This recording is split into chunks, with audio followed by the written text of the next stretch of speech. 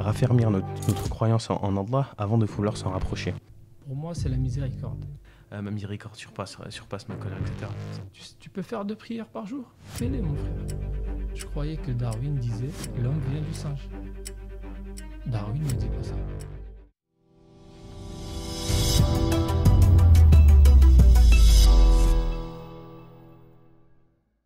Est-ce que, par rapport à cette question, tu vois, de raffermir sa croyance, est-ce que tu peux nous rappeler quels prophètes ont demandé à Allah de raffermir leur croyance, enfin de raffermir leur cœur, et pourquoi est-ce qu'ils l'ont fait? Déjà, il y a Ibrahim, alayhi salam.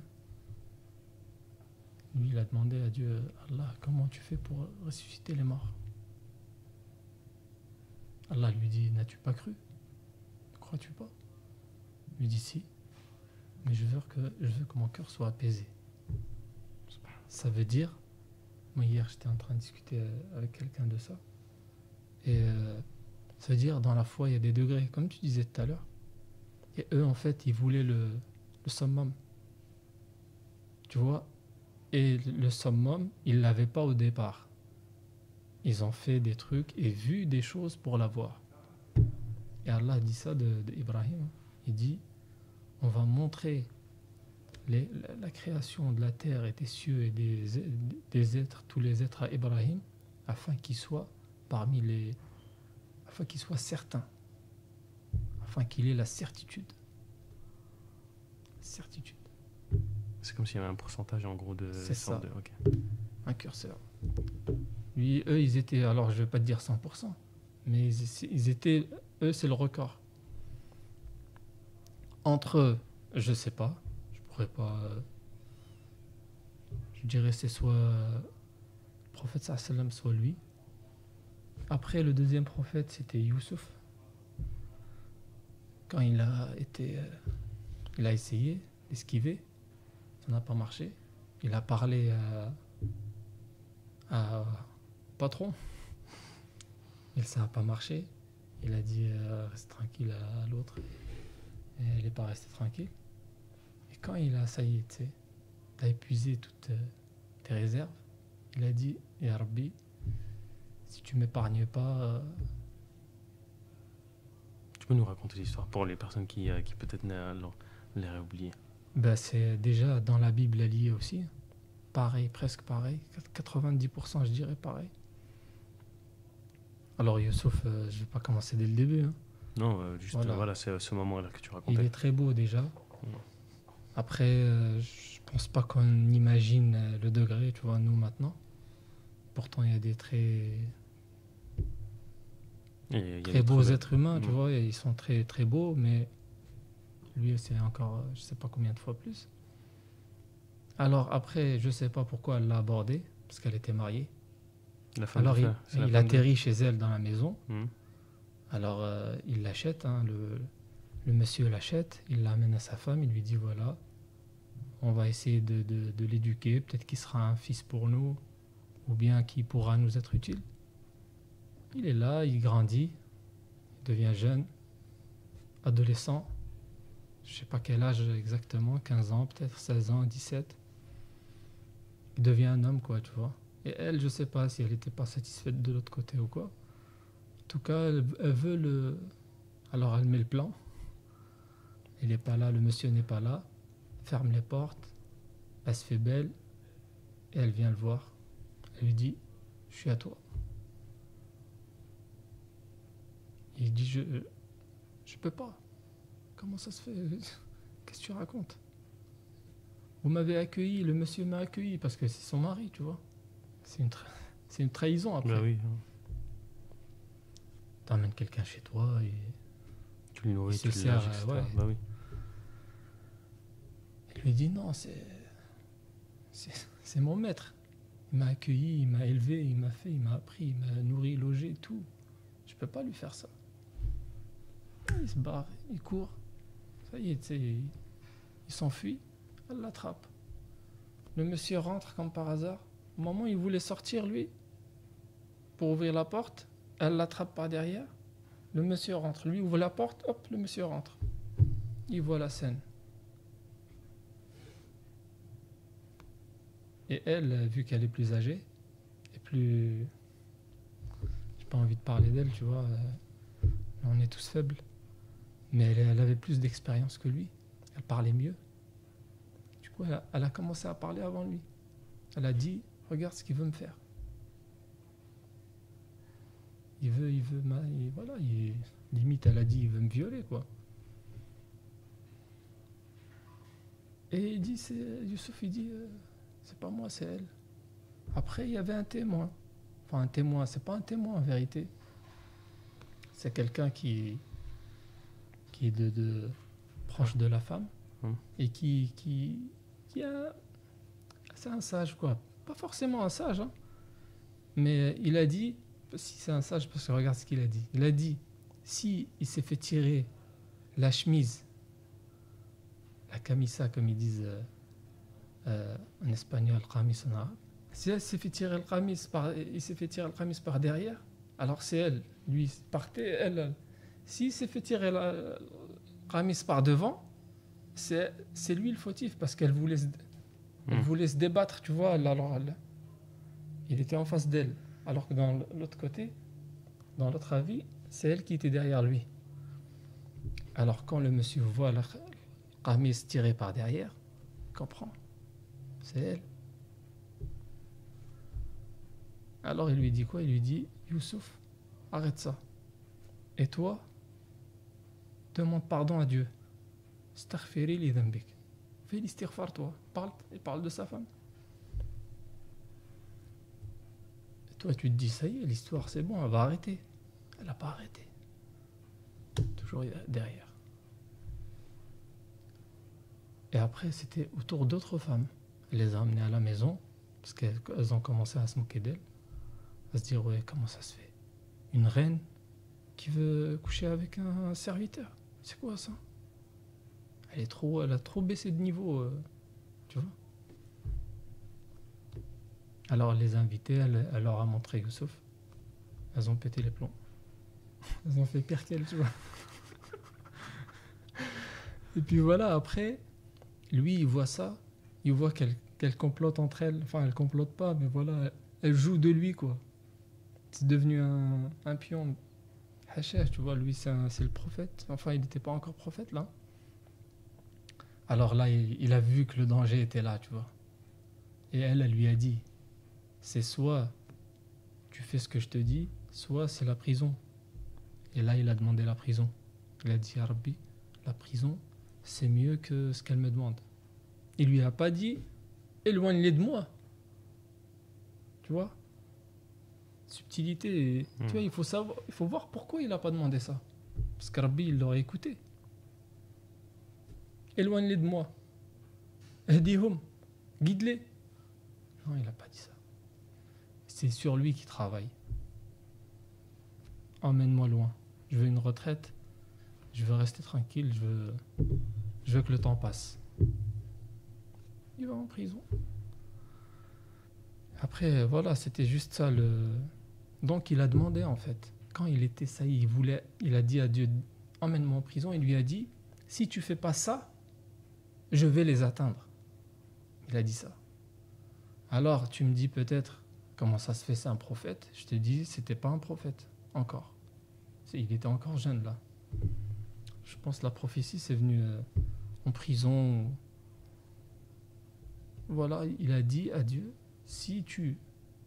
Après, peut-être pour répondre à ta question, c'était pas encore un prophète. Mais c'est devenu un prophète après. Après, le prophète sallam, je sais pas si lui déjà il a vu le voyage nocturne et l'ascension. Il a tout vu. Et tu vois, si tu creuses, si on essaie de creuser un peu, quand est-ce qu'il a eu lieu le voyage nocturne et l'ascension? C'est quand il était au plus bas de son moral. Donc c'était peut-être aussi pour raffermir. Parce qu'il avait perdu Khadija, il avait perdu son oncle, Abu Talib, et les Mécois les ont mis à part. Pas de commerce avec eux, pas de mariage, restez là-bas, mourrez de faim, crevez de faim.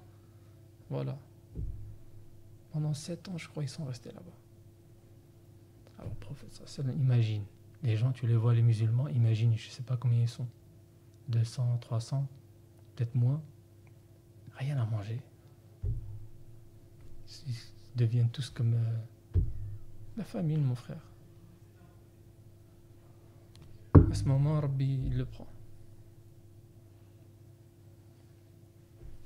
Donc, ouais, pour moi, je crois que c'était pour le rassurer, tu vois. Lui dire, je suis là. Je t'ai pas laissé tomber. Viens voir ce que je te réserve et ce que je leur réserve à eux. Viens voir. Regarde le paradis, regarde les anges. Regarde Moussa, la prière a été prescrite pendant ce voyage. Regarde Ibrahim, il parlait avec eux, tu vois. Mais je sais pas s'il l'a demandé. C'est plus dans la doua. Il faisait beaucoup une doua. Il faisait beaucoup. Il y a un c'est vrai. Et ça fait partie de ça. Ça Ça fait partie de sa bête. C'est ça que. Ouais. Non, mais tu vois, de toute façon, al-qalb, tu me dis, ça veut pas dire la plume en arabe? Le qalam, la plume. Non, pas ça. Le qalb, parce c'est que le cœur. Le qalb, c'est quelque chose qui a tendance à beaucoup se retourner en fait. Ouais, voilà. Taqallab, oui. Voilà ça, tu vois. En gros, c'est quelque chose. C'est-à-dire que ça vacille. En fait. C'est ça, ça vacille. Ouais. C'est pour ça qu'il faut. Si les prophètes eux-mêmes, ils étaient dans cette perpétuelle demande à Allah, tu vois, de vouloir affirmer leur cœur, c'est que nous, on doit vraiment encore plus faire attention, tu vois. Après, il y a un truc, Wallahu alam, c'est ils étaient le plus éprouvés. Ils étaient plus éprouvés que nous. Parce que leur foi, elle est énorme déjà. Et c'est un hadith, ça. Les prophètes sont les gens les plus éprouvés. Ils ont plus de force. Et ils ont plus de résistance. Ils ont plus de patience. Après, il y a des... Par exemple, tu vois, Moussa, il voulait séparer les gens. Hop, il l'a tapé, il l'a poussé, il est tombé, il est mort. Mais l'intention, c'était pas de le tuer, tu vois. Du coup, ouais, vu qu'ils sont les plus forts, après, tu le vois, hein, même le prophète, il le dit. Par exemple, pour le jeûne, lui faisait la journée, il enchaînait la nuit, enchaînait la journée. Mais il leur disait, ne faites pas ça. Il leur disait, moi, je passe la nuit chez mon Seigneur, il me nourrit et il m'abreuve. Oui, voilà. Il y a tous les jours, le prophète, c'est ça. Tous les jours, la prière nocturne, tous les jours. Pas de... Bon. C'est justement, c'est le top. Parce qu'il a vu, je sais pas pourquoi, Yani. Parce que Dieu place en eux un truc, ou leur enlève, parce que le prophète sallam, il s'est fait enlever la partie, on va dire, obscure de lui. Et il voit, tu vois, l'autre, à Ibrahim, il dit, je veux savoir comment tu ressuscites les morts. Il lui dit, emmène des oiseaux, coupe-leur la tête, et disperse-les, et appelle-les, ils vont venir. Tu vois ça, imagine. Je te dis, ouais, voilà, 2 chiens, deux chiens morts qui ont eu des accidents, ils sont découpés, déchiquetés, tu le vois, tu lui dis, tu l'appelles par son nom, le chien. Allez, viens, X. Et il est par terre, une flaque, il se lève comme ça, il vient. Tu te dis, mon frère, ça y est. Tu vois, tu demandes à Rabbi de voir ça et tu le vois. Ça y est, c'est fini. Et c'est ça en fait. Nous, on n'a pas vu ça, tu vois. C'est pour ça on est, je dirais pas dans le doute. Mais voilà, comme tu as dit, on vacille, mon frère. Des fois c'est haut, des fois c'est bas. Après, peut-être qu'il y a une limite. Un minimum. Un minimum. Allahu a'lam. Bah, c'est parfait parce que ça nous emmène sur la prochaine question. C'est par rapport à la frontière entre quand est-ce que la frontière entre l'islam, enfin être musulman par héritage, et être musulman par choix. Parce que moi je m'en suis rendu compte, c'est que je sais qu'une grande partie de ma vie j'étais musulman par héritage. Jusqu'à un certain moment où je me suis dit non mais attends, ça veut dire quoi? Ça veut dire si tes parents ils meurent, ou bien si t'as plus de musulmans autour de toi, t'es plus musulman. Donc en fait, tu vas plus forcément pratiquer ta religion. C'est pas toi en fait. C'est ça en fait. Tu suis tes... J'avais l'impression que c'était pas un choix en fait. Et jusqu'à un moment, je me suis dit non, mais en fait, je suis pubère, je suis un homme. Si je meurs, j'aurai le même sang chez quelqu'un d'autre. Du coup, il faut que j'apprenne à prendre mes décisions et faire ce que je dois faire dans les règles. Du coup, je me suis réveillé, j'ai dit ok, maintenant je prie, maintenant je fais mes prières en temps et en heure. Il y a plus de voilà, je fais mon maximum, etc., etc. Et je sais qu'il y en a beaucoup qui sont encore dans cette étape où ils sentent beaucoup que c'est pas un héritage. Il y a même un frère qui me posait la question, il me dit je sais pas trop si est-ce que je suis musulman par choix ou bien c'est juste parce que mes parents le sont, est-ce que je crois vraiment. Et en fait ça revient un petit peu à tout ça. Donc elle est où la frontière entre les deux?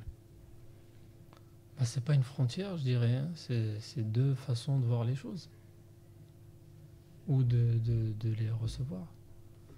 Parce que par héritage, tu reçois. Tu donnes rien.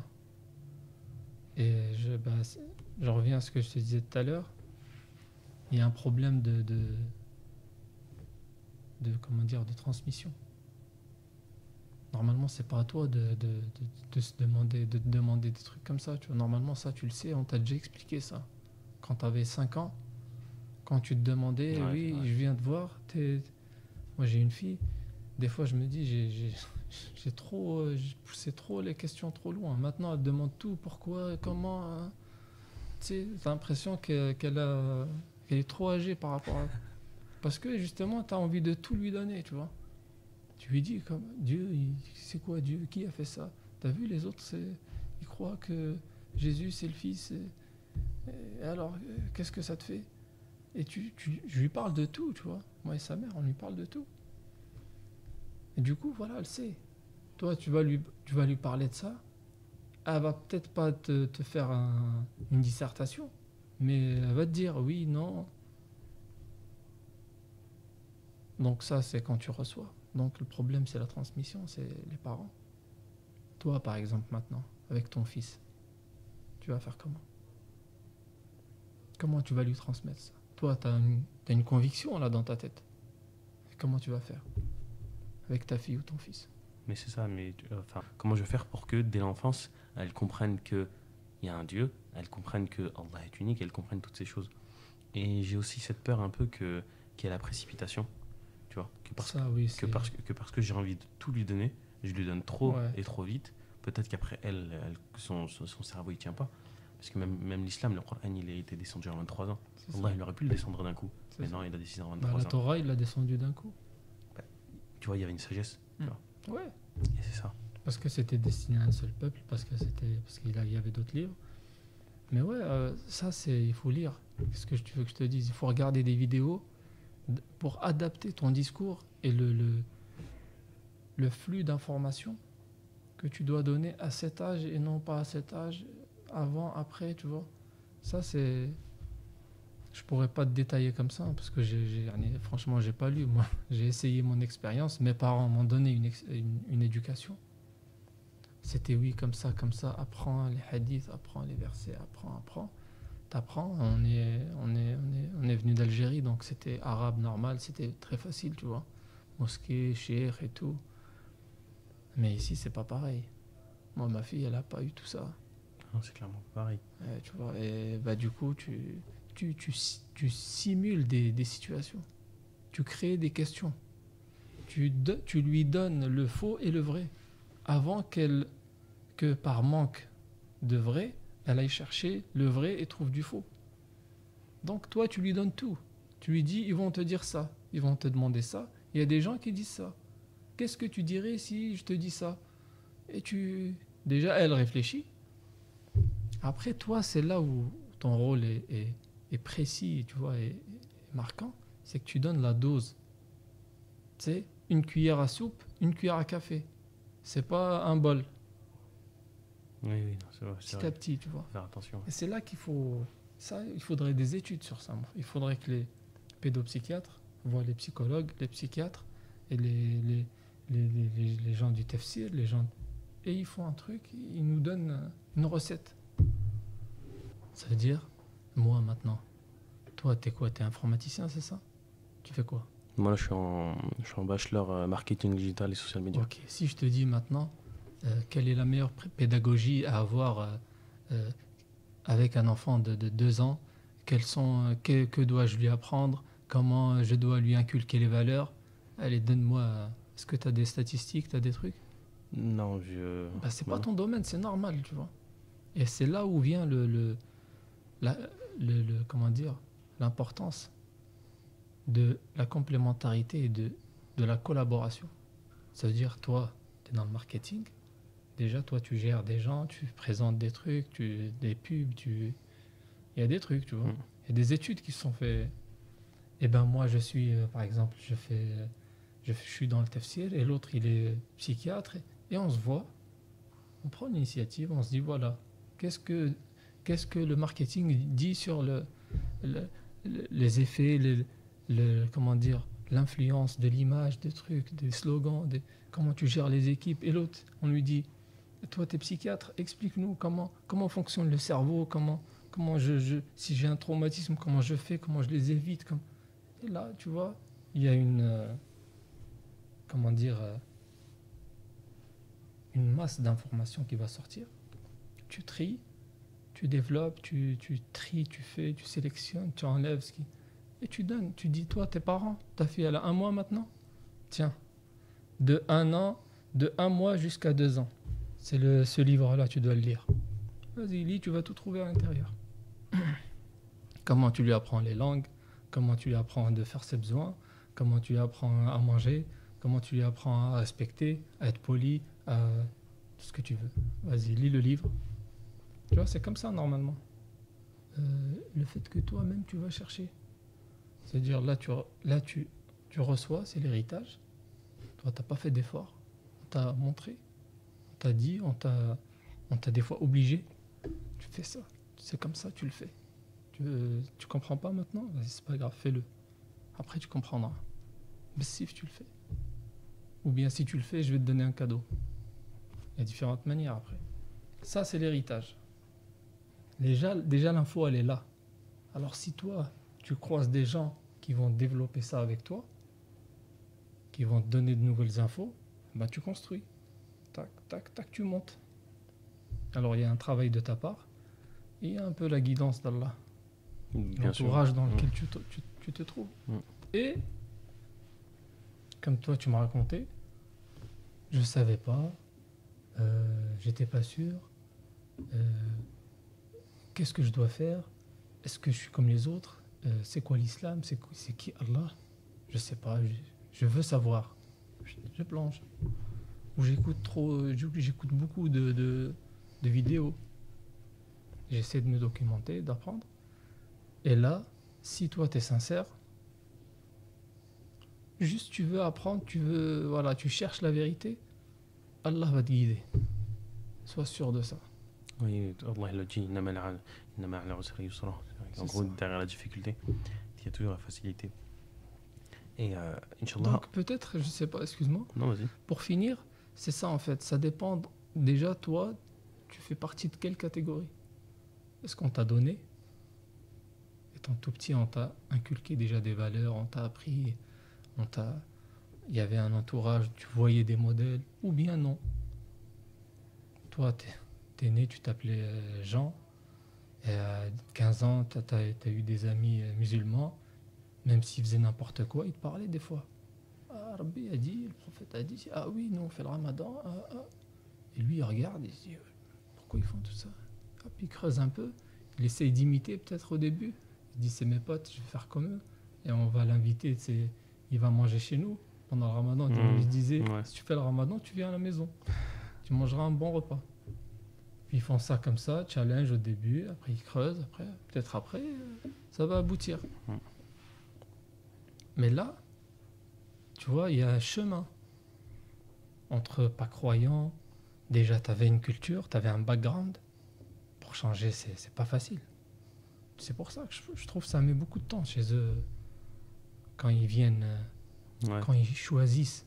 Avant de choisir déjà, il y a un cheminement. C'est pour ça que tu sens que ils sont détachés en fait. Ils ont laissé tout derrière. Ils veulent un truc. Tu sens qu'il ils sont purs à l'intérieur. Moi, c'est comme ça que je les vois. Je vois qu'ils sont beaucoup plus motivés que nous, tu vois. Ceux qui avons eu le truc par héritage. Pourtant, on comprend, nos parents, eux, des fois, ils cachent leur islam. Ils font. De toute façon, tu as eu le frère, je sais plus comment il s'appelait. Henri. Henri, ouais. Oui, c'est un peu. C'est beaucoup une réalité chez les convertis. Ils vont avoir cette tendance à vouloir cacher, etc. Mais ils ont peur. En fait, ils sont quand même venus chercher d'eux-mêmes, tu vois. Il n'y avait personne derrière eux. Alors que nous, il y a beaucoup nos parents. Mais quand tu vois ce qui l'a poussé à chercher, alors je sais plus c'était quoi sa réponse, mais c'était des amis, non? Ouais, c'est ça, c'était un environnement. C'est une curiosité, ça commence comme ça, tu vois. Et voilà, il faut juste être un peu souple. Ne pas, comme tu m'as dit tout à l'heure, mettre le voile. Sois un peu flexible. Open, voilà, c'est ça. Regarde, si tu vois le bien, tu le prends. Tu vois que c'est pas bien, lâche. Et c'est un peu la coutume dans les interviews généralement. On finit par une question de conseil. Quel conseil est-ce que ça peut être dans le domaine ou bien même autre, tu vois, peu importe. Quel conseil est-ce que tu aurais à donner à la jeunesse? Je leur dirais maintenant alors jeunesse, je sais pas à quoi tu penses quand tu dis ça. La tranche d'âge, c'est quoi? Je veux dire jeune 14, 25 par exemple. Ça peut être un peu plus, ça peut être un peu moins, mais c'est un peu là où la plupart des jeunes, en fait, c'est là où il y a les plus gros changements.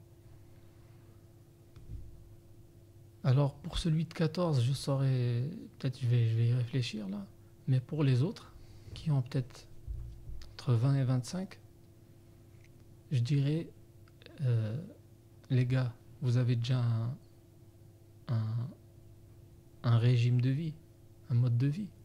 Vous l'avez déjà là. Comment vous vous sentez? Comment vous êtes content? Tout va bien? Est-ce que tu es heureux? Est-ce que tu sais ce que tu veux? C'est quoi ton objectif dans la vie?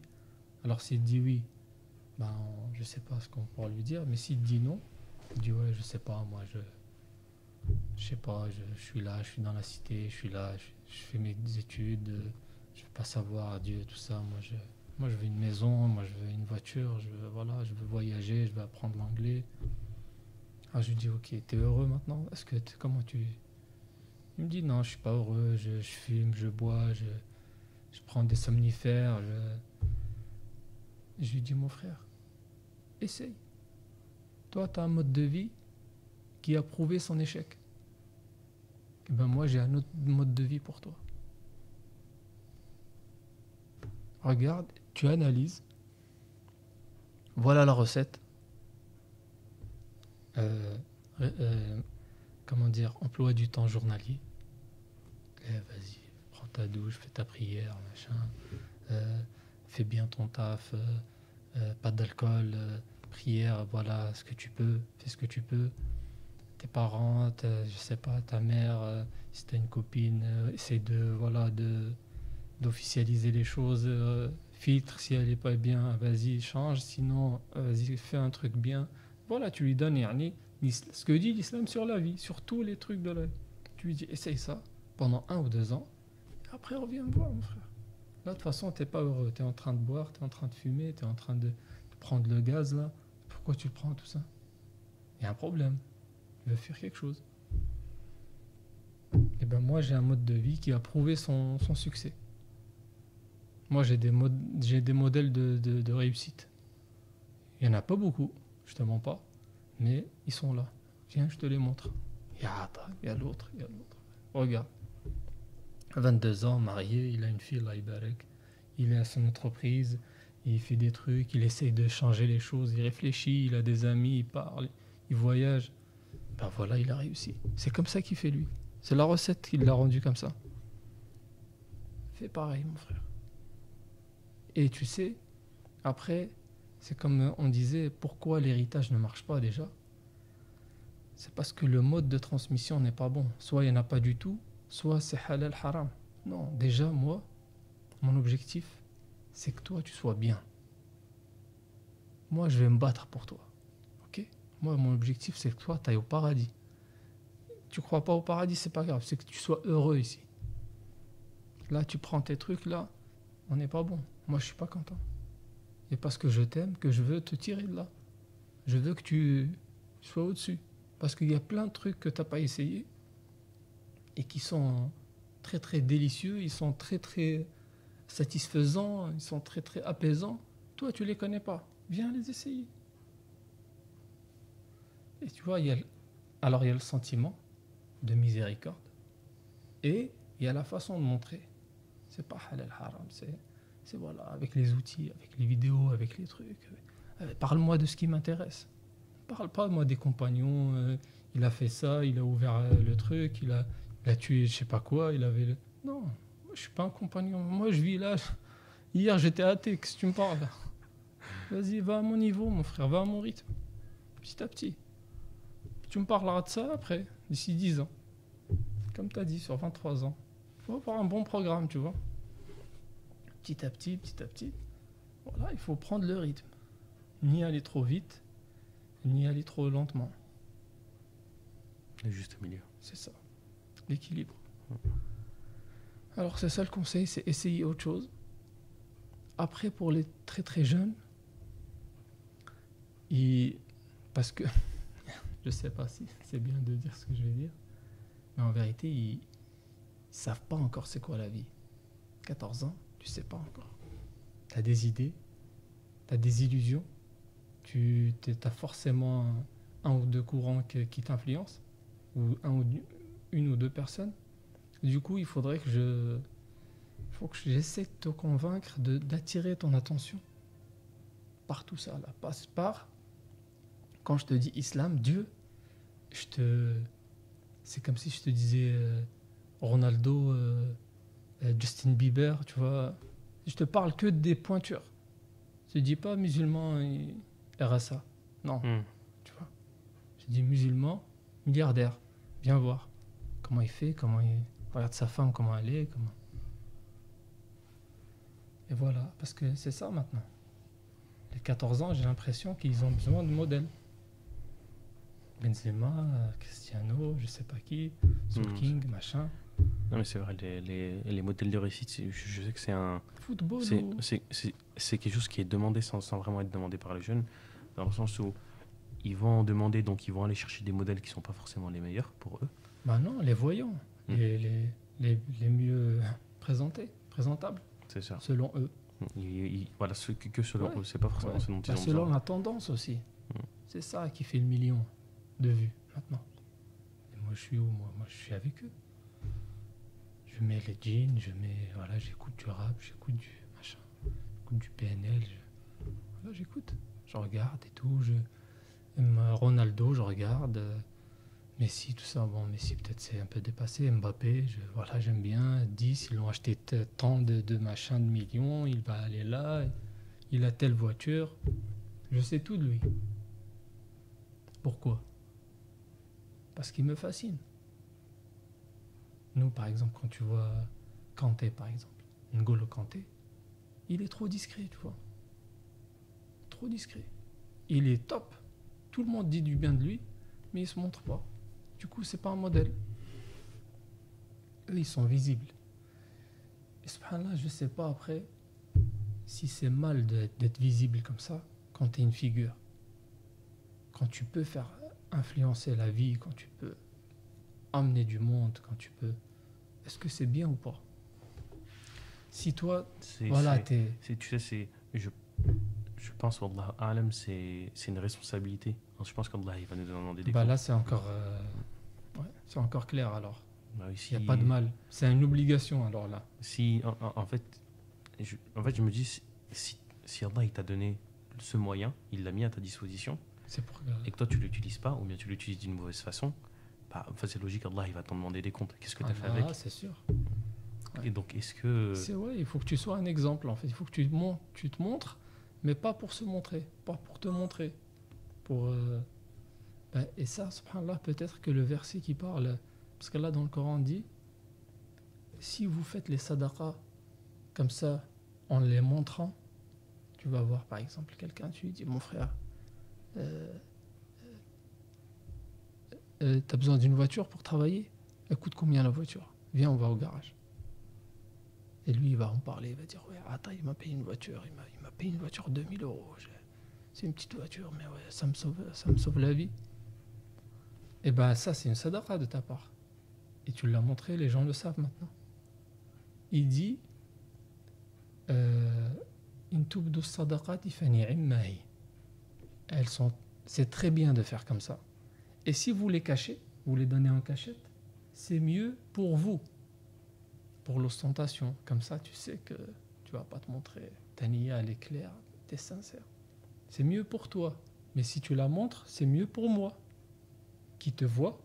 Arata, il lui a donné 2000 euros. Pourquoi moi, je lui achète pas un nouveau téléphone? Pourquoi je lui achète pas un frigo? Il a rien, il est fauché, il vient d'arriver. Ou... Tu vois? Et ben moi, je prends exemple sur toi. Et peut-être là, on peut comparer ça à ce que tu disais. C'est une responsabilité. C'est pour que je prenne exemple sur toi. Dieu t'a donné un truc, bah, utilise-le. C'est ça. Qu'Allah nous facilite. Amin. Alhamdulillah Rabbil Alamin. Donc on a fini l'interview. Barakallahu fikoum, à vous, à tous et à toutes de nous avoir suivis. J'espère qu'Allah mettra la baraka dans cette interview. Amin. Et que ça puisse vous être utile. Et Inch'Allah, assalamu alaikum et à très bientôt.